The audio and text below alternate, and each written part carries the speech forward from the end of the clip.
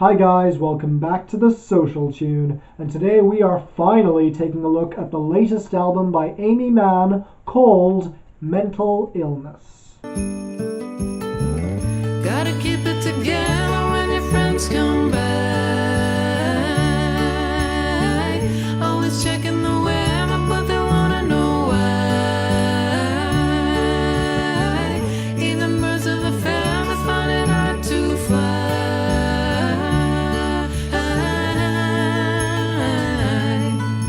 I'll be honest, I've been struggling with this album for the past month or so. You see, while Aimee Mann has long been associated with sad music for some reason, she's always been backed up by some very upbeat instrumentation. And until this album, I would have probably described her as a power pop artist. And yet here, that changed dramatically, as she intentionally stripped back her sound to match what people were describing her as. And as someone who loves folk and country music, I have absolutely no issue with this choice. But I'll be honest, when this first came out, I had no idea what to make of it. And yet the more I listened to it, the more I loved it. It was so downbeat and yet simultaneously so sweet and catchy that it honestly reminded me a lot of Julia Holter, which is a big compliment. It was so catchy, so well written.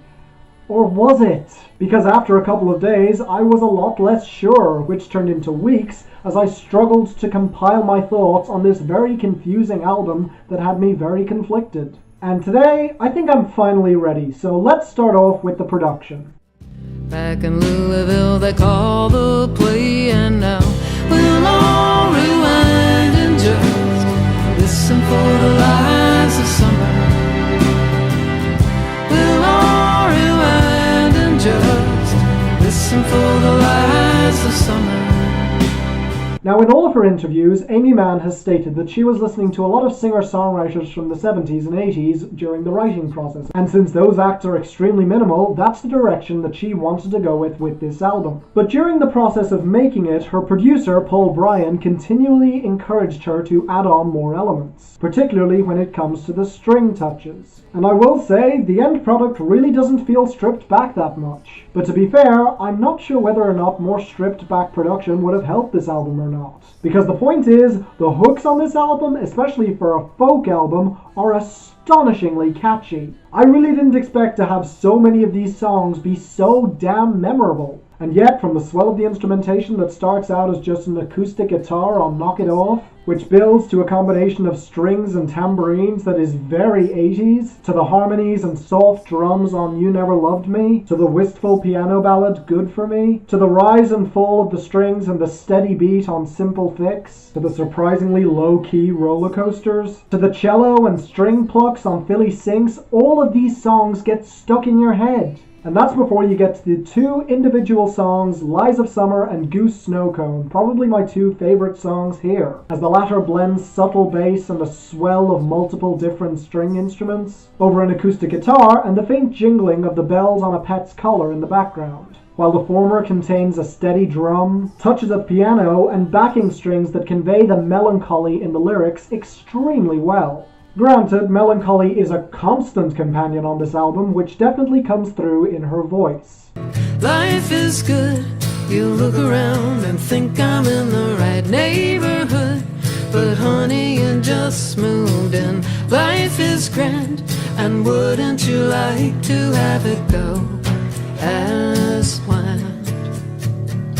Go as planned.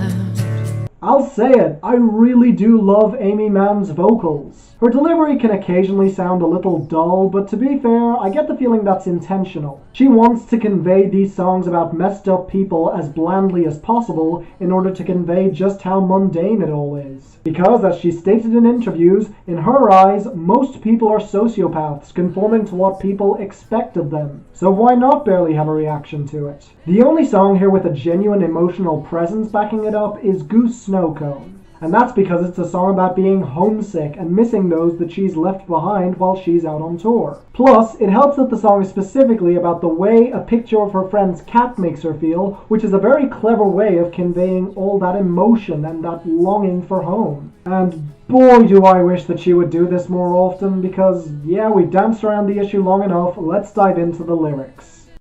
So here we go again.